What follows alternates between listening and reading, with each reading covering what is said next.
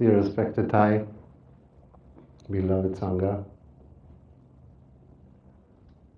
Today is August 17th, 2021, and we are at our Deer Park Road Retreat second stop in Albuquerque, New Mexico. The brother who introduced us before, he said, thank you for smiling, and then he said, oh my goodness, you all have masks on, I don't see your smile, but I see your smiling eyes. And now I see many of you, because the sun is behind us, have shade, so I cannot even say I see your smiling eyes. But I sense that you are smiling. What you see here, for the YouTubers, what you see here behind us is not a virtual background. This is a real background. This is Sanghas Mountains, and it's very beautiful. The organizing team, the Sanghas from Albuquerque, have decided to have this retreat on an amazing campground here. And look at this. I got a camp chair to give the talk at. And it is the most comfortable chair, which makes it actually impossible. I try to now sit upright. So please allow me to slide back and relax and enjoy. Yes, this place here is a day use area and is secluded from the campground. So we have really quiet here and a space for us, which is very beautiful. This morning, when we came over from our motorhome to this place, we saw the sun rising, we saw Sanghas Mountain. It was a very beautiful sight. And the birds were up, so they were singing, there were nice sounds around. I heard the wind brushing through the leaves. I felt the breeze on my skin and the skin warming from the rising sun. It was very beautiful. And I thought, when I look back to my life, how many beautiful moments I had because of my senses, because I can see and I can hear and I can smell and I can touch and feel and I can think and remember. It is so beautiful, like front faces, how many memories I have that filled me with joy and gratitude, making me a happy person. I think collecting, as a soul walking on earth, collecting moments like this is only possible because we have these gates, these sensory doors, as we say them, as we call them. And at the same time, these doors that offer me so much joy and gratitude and wholesome memories, they at the same time also offered me, looking back, a lot of pain, like things I saw that really made me suffer. And not me, but maybe people that suffered and I saw made me suffer too. Things I heard, or maybe I even said to others that were hurtful and painful. Smells, disgusting smells. Everybody had a lot of them in their lives, right? So to be able to perceive the world around us, it's really a gift. Well, what would we be if everything would be mental and intellectual? This really gives us something to grasp, even if it's not pleasant, but it's valuable. It's valuable in a way. Anyway, I think nowadays we have a lot of impressions coming through these gates to us. Society is taking care of that. Companies are taking care of that. Newspapers are taking care of that. Everybody wants to offer us something, and pours things into these doors of perception of us, into our eyes. We see advertisements everywhere, billboards, now being on the interstates for so many hours, so many billboards, and somehow they're placed that I read them. And I read them and I think to myself, why did I just read it? You know, it doesn't, I don't have any benefit from it. Trying to forget it again. But there's the next billboard and I have a look. And then there are sounds. And then they know how to get you. I guess they have these psychologists who know how to advertise that people would be attracted to that advertisement. And the news want us also to be engaged and maybe to take a stand. So when I hear all this, I open the news very, very rarely just to see what's going on, and I'm kind of up to date. I'm not going big into articles, but when I see, what are they called? All these cans and Karens, like insulting Starbucks workers because they don't want to wear a mask or they want to wear a mask, and they're complaining because they have a different point of view. When I read about Democrats versus Republicans, and these articles are always made that, like, they ask me, make your choice now. Are you pro or are you con? Are you Dem or are you Rep? Vaxxers, anti-vaxxers. You know, it's like always like, where are you at? Who? Do I have to be somewhere? But this is what is poured into my consciousness through these gates of my perception, through my sense organs, which I have to cultivate a lot of mindfulness to guard them. And this is one of our practices, to guard our senses, to not become overwhelmed by them. As Thai students, we ought to be mindful at all times of everything, of happy conditions and of unpleasant conditions, and learn to be with both of them, not becoming overwhelmed by happiness, euphoria. I also caused suffering because I was so happy, in love, you know, so in love that I actually caused suffering to the one I love because I couldn't control it anymore. Or when I'm so happy that I talk all the time and people are just like, oh, give us a break, please. It's not only when there's something unpleasant. But if you're overwhelmed by unpleasant feelings, it is very difficult to be with it, and we try to get away from it. And therefore we have this guard of senses.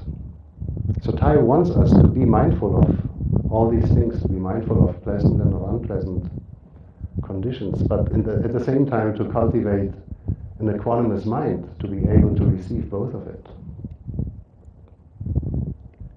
And Thai also wants us to be engaged in his engaged Buddhism. And Thai taught us in the Vietnam War with his life that we have to engage in society if we see something is going in the wrong direction. So where to find the balance?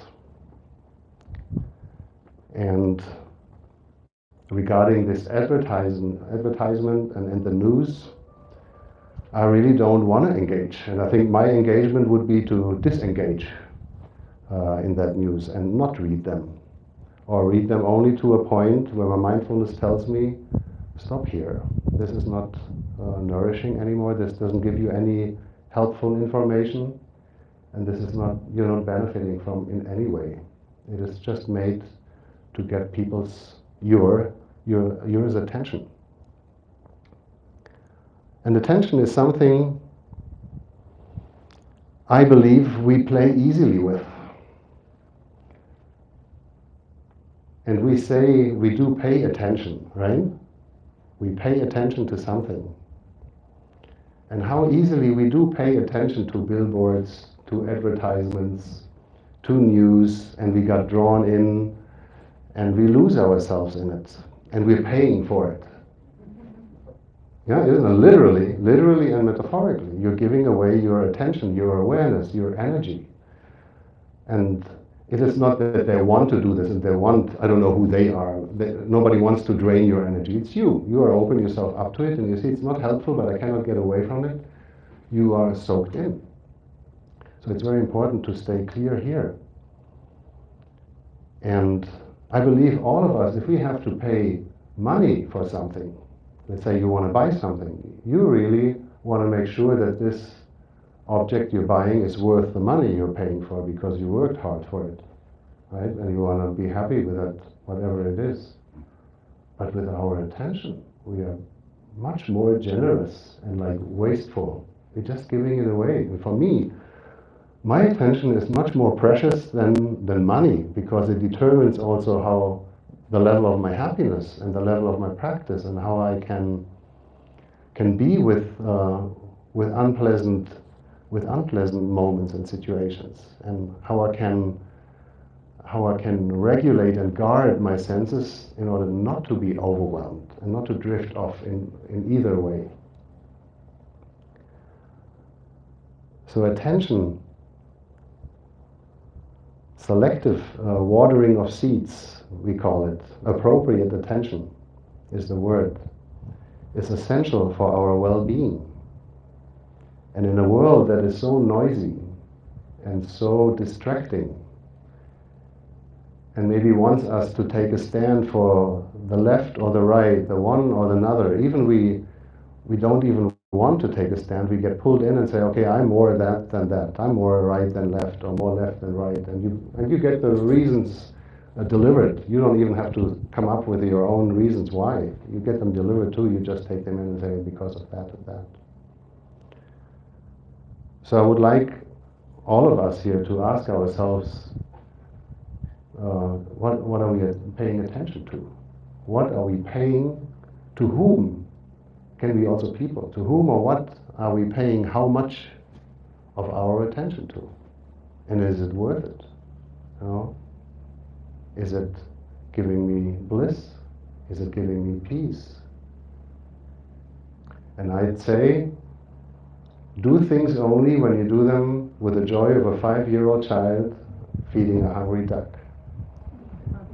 Right? If you have this smile on your face and you feel this lightness and this joyfulness and playfulness, then your attention is at a good place. If you feel, and you know it, if you feel this doesn't feel right, but there is not enough mindfulness in that moment, you go for it and you might lose yourself that very moment.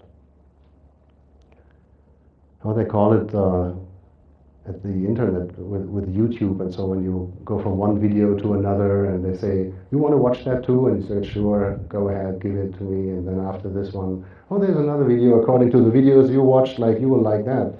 How do you know what I like, you know?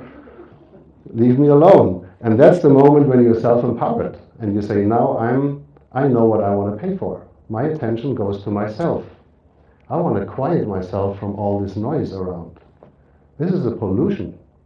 And we have light pollution, we have air pollution, and we have mind pollution. And this is a kind of a mind pollution. So I want to know, what would Thai do? Thai is our teacher, our guide.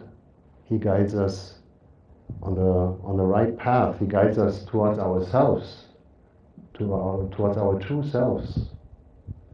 That's his great capacity and his great care to help others finding their peace.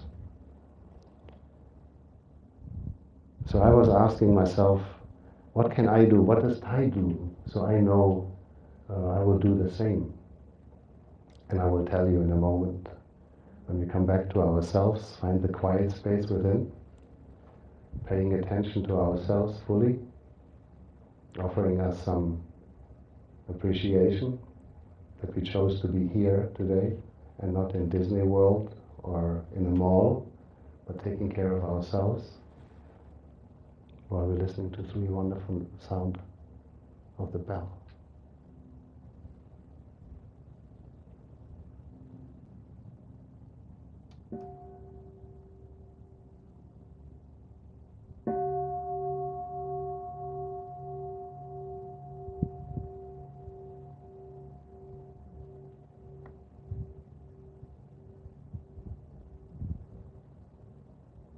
I said 3 sounds, but I meant 1 sound. I think 1 is enough, otherwise I fall asleep in this chair. gotta get comfy now. I want to tell you a story Thai told us, dealing exactly with that appropriate attention and guard our senses. Thai told us how he was taking a walk back in the days in Plum Village in France, in a forest nearby his hermitage, and enjoying himself. Thai loves walking through nature. As he walked, he said he felt like a storm was coming up. It got dark and clouds were pulling together and it started to rumble in the sky. And he thought, oops, okay, it's going to probably rain. And thinking of rain, he remembered that he left his study where he writes his books and works, that he left the windows of his study open.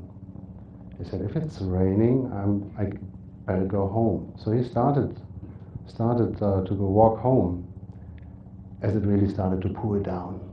It rained young cats and dogs, and he decided to run home. Mindfully, of course. You know Thai. He ran home mindfully, but he was quite already a bit away from.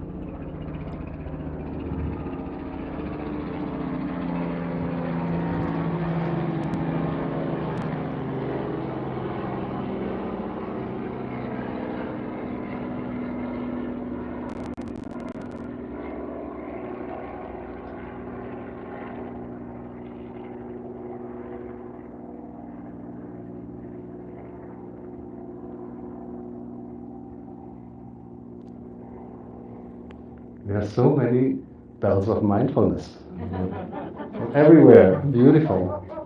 Every of these moments can give us a time to come back to ourselves, to guard our senses, to be at home within and enjoy the quiet.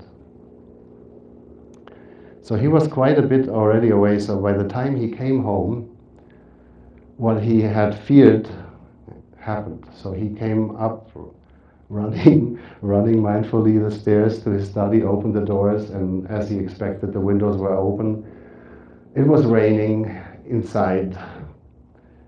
There were papers of his manuscripts he had put on his desk. There were papers everywhere. It was wet. And he was just like, oh my, he was sad, he was frustrated, he was overwhelmed. First thing he did was, I have to close the windows. So he closed the windows, all the windows. So at least the rain stayed out, the wind didn't come in. And then he looked at the mess. The rugs were wet. As I said, papers wet everywhere. He couldn't even tell anymore what paper was what manuscript, which script. He just didn't know what to do and where to start. And then Thai wouldn't be Thai if he wouldn't start with himself. He said, before I take care of all this disaster here, I have to take care of myself. I'm wet too. I'm cold. This room is cold. So the next thing Thai did was kindling a fire. There was a fireplace in these old French farmhouses. So he kindled a fire. And while the fire was slowly warming up the room, he went to his room and changed robes and put a kettle of hot water for a tea, and came back with dry and fresh robes and a can of tea to the study room, and he sat down next to the fireplace and just warmed himself, warmed his cold body next to the fire, drinking a cup of tea mindfully, coming back to his breathing, not allowing the external storm to overwhelm him anymore, but he returned to his true self, to the island within, as we call it. And after a while, only when he was really quiet and he was sitting with his sadness and the frustration about the chaos, only when he was able to accept, embrace it, he knew what to do. He said, okay, now I'm peaceful enough to know I will start picking up one paper at a time and see what it is. And he sorted them and put them on the floor, the back sides, to let them dry. And that's how he handled the situation. So Tai was able to tame, to quiet that storm inside. There was a storm outside, and there was a storm inside. Because the outside storm, he allowed shortly to come in through his senses. The outside storm was easy to handle, he just had to close the windows. But the inside storm of the frustration, of the sadness, of the fear that all his books, all his work that he has written was for nothing and is gone, he had to really take it in and be with it for a while, taking care of himself before he would know what to do with it. Sometimes I wish we had a sense regulator. You know, when things get bad and become overwhelming, and we know each other, we know ourselves, so we know actually when is my limit. That's usually when you start yelling or shutting down, right? So if we had a regulator who would kind of vent off the extra energy that comes in and we cannot handle. Our RV has one, and we were surprised. We didn't know what it is. When you fill the fresh water tank, we have to dump, the tanks and fill the fresh water tank again. And we hooked it up to the city water and plugged it into the RV and let the water run. And then there was water like sprinkling out, jerking out from the side. And we got wet and we said, wow, that hose is broken. What's happening here? Until we found out it was a pressure regulator, because the city water has much higher pressure than the RV can stand, right?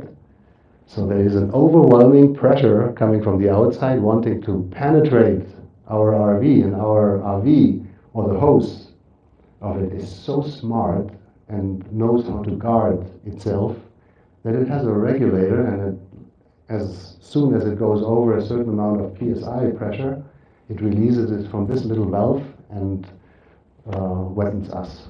And then we found out and we said, that's so smart. And I wish we people would have that. But then again, hearing Thai's story and listening how he handled the situation, how he engaged in the very moment, even if it was not an easy moment, tells me that there is a regulator. And the regulator is us, our mindfulness. So we at any given time, if we are here, present, alive, in this very moment, we are aware of what we are paying attention to.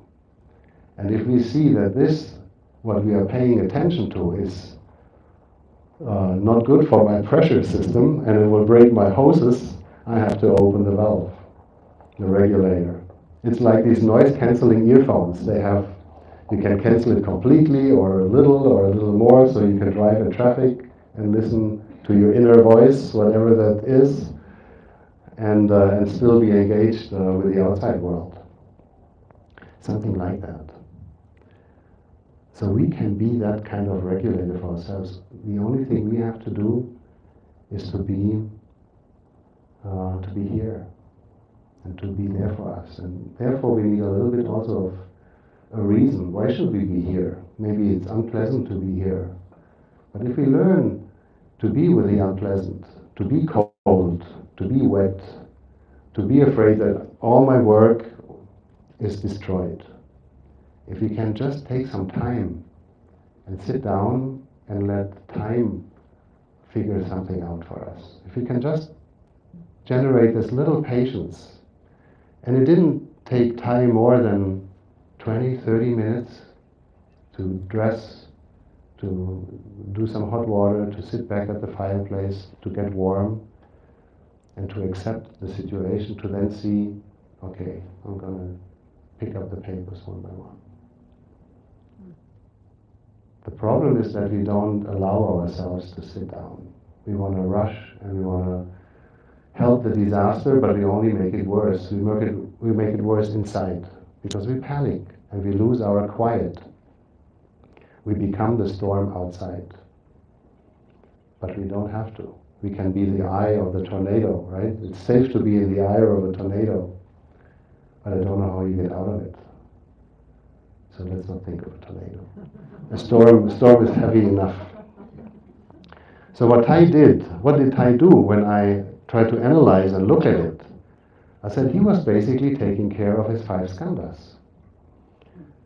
And you know the 5 skandhas. The 5 skandhas is what defines a human being, the energies we are made of that are flowing through us, which consists of a body, the feelings, the perceptions, mental formations, and our consciousness. And Tai usually teaches us to practice with these 5 skandhas in order to come back to our quiet place, to our true self, and to the present, to life, but not to take them too serious or to let them in completely. So he detaches even from them and says, this body is not me. I'm not limited by this body. So this body is a part of me. I know my mind lives in there, and when I say left hand, wave, it will wave. And when it says right hand, lift that stone, it will, but I am not that body. I also know, we know it all. When you're sleeping, where are you? Who are you? Right? When you dream or you have a dream, a deep sleep where you don't even know what happens when you wake up, but your body is still there. The next is the feelings. As we said in Tai says, there are 3 kinds of feelings: pleasant feelings and unpleasant feelings. These are those ones we choose most. These are the ones that the newspapers want us to decide for. This is pleasant, this is unpleasant. Democratic, Republicans. Vaxxers, anti-vaxxers. China, Russia. You know, it is so easy to fall into that trap. And then there's a third group of feelings, which is the neutral feelings. Well, what is a neutral feeling? Is that the best feeling? Is that the middle way? Or is that just when I don't feel anything? When I'm like indifferent? When I don't care? But Tai has a beautiful explanation for that. He says, everybody knows toothache. Everybody of you had a toothache in their lives, right? Would you say it's an unpleasant feeling or is it a pleasant feeling? Who thinks that toothaches are unpleasant? All of you. Good. So, does anyone have a toothache right now? Who has no toothache right now? Everyone has no toothache. Does it feel pleasant to you? Aha. You see what I'm saying? So when we have a toothache, it feels really unpleasant. But if we have no toothache, although we know how toothache feels, how unpleasant it is, we don't feel happy. We don't feel pleasantly saying, wow, I don't have a toothache. I'm so happy. You know? That's guarding our senses. I don't feel it. I don't feel pain, but I'm not happy. I'm saying like I take it for granted. That's how it should be. It should be neutral. So we really have to take care of what we're paying attention to and how we value and learn to be with the pleasant and the unpleasant in order to practice with it.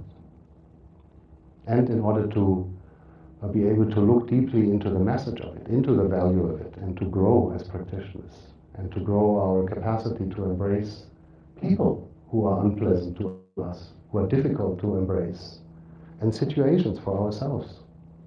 It's just a practice. That's the feelings. Then the perceptions is what we perceive. We perceive ourselves, we perceive others. The mental formations are what we are thinking.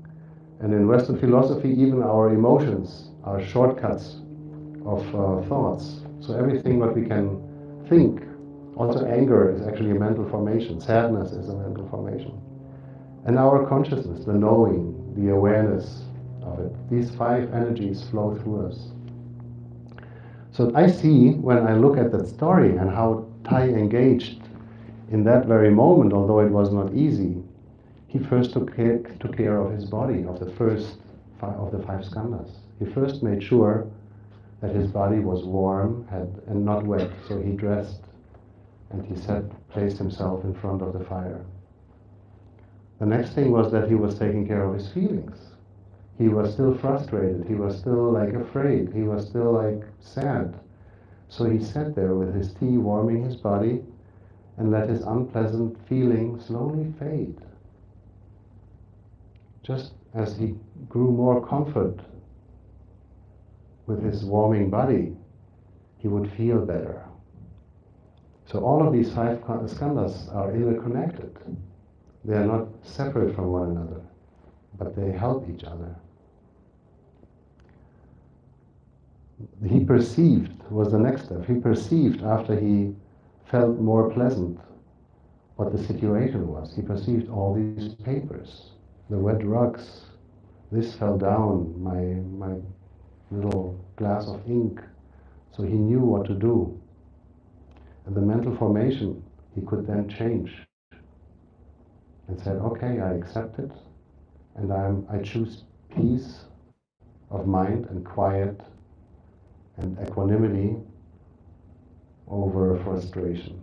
So he was actually paying attention to a certain seed, to a certain mental formation, and watered that, so he was able to calmly clean up his room. And the consciousness in that case is just the memory of the event that helps him in the future to come back earlier, to know, to learn, to grow, the awareness of it, and the knowing that he just followed his breathing, basically. Came back to himself and let the breathing happen while he was trying to do nothing, not to engage in that direction, not to engage in that direction. To give comfort to his body, give time, and quiet his mind. Now we can do that too. We can do that too, and all we need to do is what we're doing anyways, just with that awareness, with the mindfulness, with the equanimity, and an appropriate engagement. So when we do practice walking meditation, we can practice with our 5 skandhas. Every step we can go from one skandha to another. You believe me? Let me demonstrate it to you. I got to get out of this. Okay, I come back soon. But it's so beautiful and it's so grounding and liberating and healing and calming. And it is so shamefully easy, that we don't even remember when we are overwhelmed to come back to that. But we try to fix things externally where things happen and past our gates, our sensory gates and doors. And we try to work out there, but we don't do anything inside. So when we remember to stop, allow us just to be and follow our breathing and taking refuge and focus, concentrate on the breathing so that all the other disturbing factors fall off, because we're not paying attention anymore to these distracting, overwhelming external conditions, focusing on the inside and allowing us space to grow capacity and to nourish these seeds of peace and quiet. We can change. We can change the situation. We can transform that situation. And I don't know, maybe Tai even walked. At least he was breathing. We will come to breathing.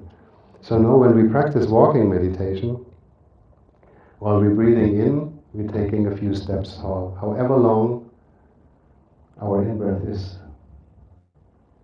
And we usually also say things in our mind in order to avoid random thoughts. So we would say, I have arrived, I am home. I have arrived, I'm home. And when we breathe out, we would do the same. Sometimes our out-breath is shorter than the in-breath, sometimes longer, but we don't mind our steps. We take as many steps as the breath takes, because we don't want to breathe. Tai also says there is no breather. If we come back to ourselves, we have to realize that we are not the one who is breathing. There is breathing. And I think this is one of the keys of calming ourselves down, to see I'm taken care of. This body is breathing. The 5 skandhas basically are breathing. They do it for me, and I just have to watch it. So when we do walking meditation, we do exactly that. Now, walking meditation with the 5 skandhas could be, while I'm breathing in and taking my 4 steps, as I'm breathing in, I'm aware of my body. I'm aware of my body. And then my in-breath turns into an out-breath, and I say internally to myself, breathing out, I relax my body. It doesn't help me if I'm tense. The situation is tense enough, and probably that's why I am tense. And it's mostly the shoulders, the jaws, the arms, and the dentist muscle. Do you know the dentist muscle? Like when you lie on the dentist on the chair, you know that? And then you remind yourself, you say, okay, it's okay, I'm not going to hurt you, and you relax. Only to a minute later, I find myself like up there again. So that's how we tense up. But we want to relax our body in order to give him a chance to calm down. And that's what we can do. Breathing in, I'm aware of my body. Breathing out, I relax my body. And now with the feelings. Breathing in, let's say we were overwhelmed. Breathing in, I'm feeling unpleasant. I feel unpleasant. I feel overwhelmed. And breathing out, I can be with this overwhelming, unpleasant feeling. I walk with it. It has a place. I don't need to push it away. I don't need to become tense. I have enough space. It can be there. I can turn it into a neutral feeling. And after a while it might become even pleasant, because it becomes weaker. My mindfulness becomes stronger. The perceptions. As we walk, we say, breathing in, I'm aware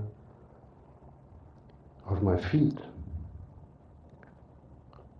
How do you say? Lifting and lowering. They're lifting and they're lowering. Without judging it. Without putting any label. It's just what I perceive. My right foot lifting and lowering. My left foot lifts and lowers. Lifting, lowering. That's what happens right here. So we anchor ourselves in what is happening right now, and we don't wander off. But my manuscripts, but the rain, but the rugs. No. It's lifting and lowering. Left foot, right foot, left foot. And now the mental formations. Forget about the sadness, the anger, the frustration. We just say, is it a short step or is it a long step? Is it a slow step or is it a fast step? How am I walking? And you recognize what is happening. And you comment on it, you acknowledge it for yourself. And by this simple thing, you establish yourself in the here and now. And you don't pay attention to these factors that try to penetrate you and overwhelm you. That's the valve, right? We do that. And then the consciousness is, to me, I put a smile on my face. Going through the 4 skandhas, already I feel more calm doing these 4. So when I come to the consciousness and saying, breathing in, I'm aware of my consciousness, I'm smiling. Breathing out, I know there is awareness. There is wisdom. There is connection. That's it. And that's really it. And if we do walking meditation indoors, which we would do when we're not with a Sangha, like later when we practice walking meditation, but if you have an overwhelming situation happening in your office, in your home, in front of your computer, and you have the possibility to stand up. And then, slow walking, we do one step at a time. Breathing in one step, breathing out one step. And we can do exactly the same, just even slower. Breathing in, I'm aware of my body. I feel my body. Breathing out, I relax my body. Breathing in, I know I feel unpleasant. Breathing out, I'm here for my unpleasant feeling. Breathing in, my right foot is moving forward. Breathing out, my left foot is moving forward. Breathing in, taking a small step, grounding and giving all my weight on it. Now I can judge, label for the mental formations. I can call it names, but nice names, please. Breathing out, Mother Earth is carrying me, all my worries. Breathing in, I know there is awareness. Breathing out, a smile. I'm not alone. I am here for me. I am in this together. How did we say in the pandemic? We're here. We're in this together. Yes. I was just thinking, what was the word of the year last year? All the non-essential things that want to come inside of you, let them go. Only essential trips we allow inside of our consciousness. Right?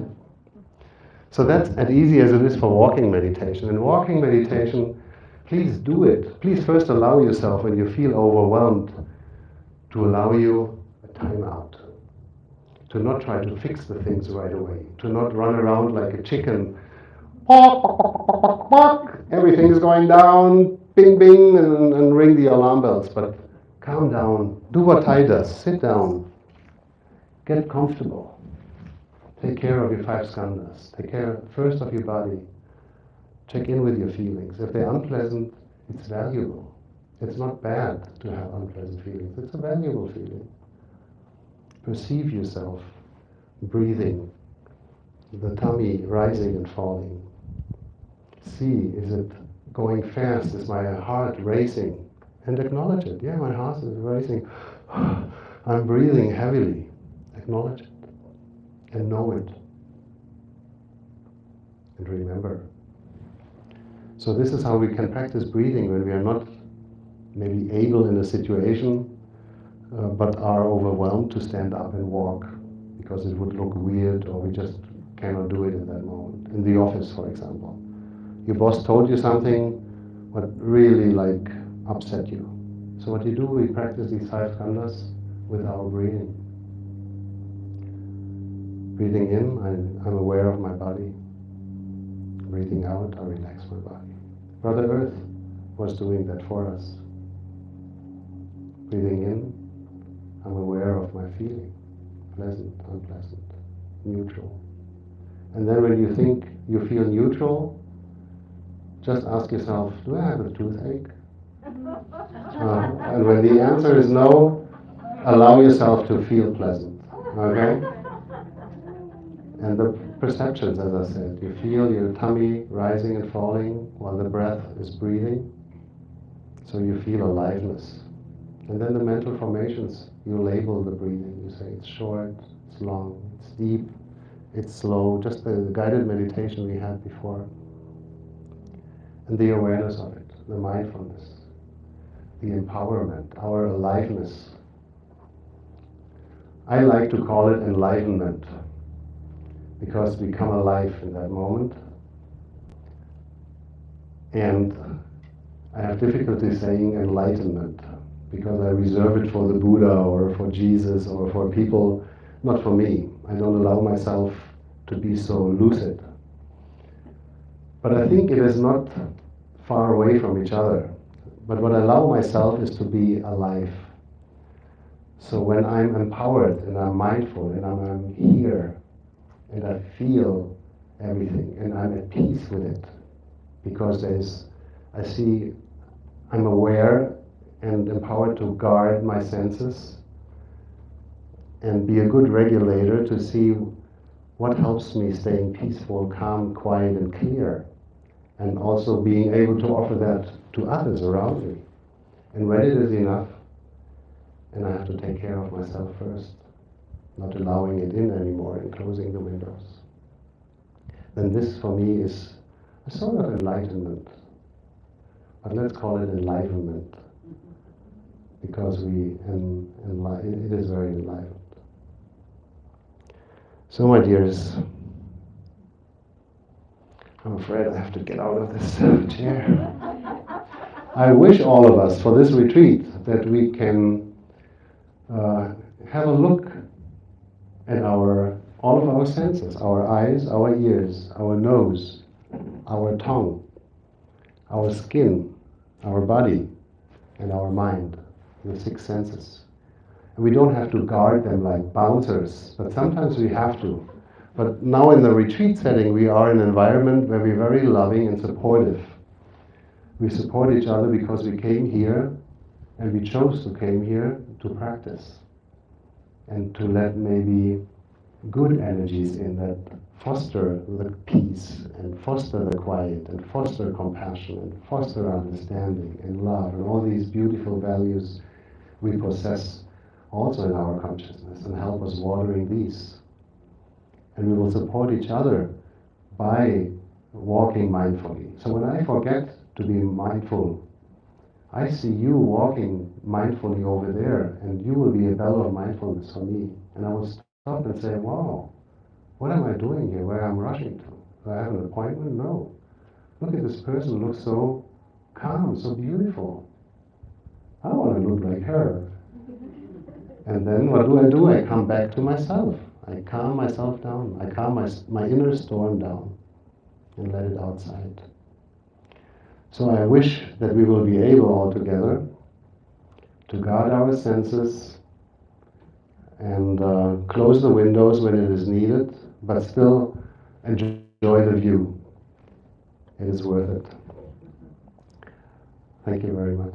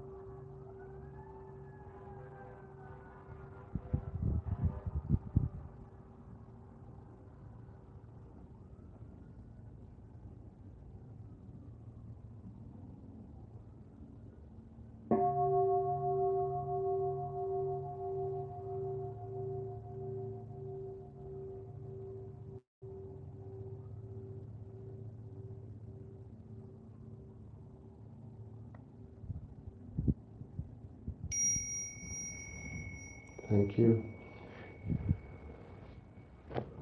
Yeah? They saw enough. Now it's private time, family time.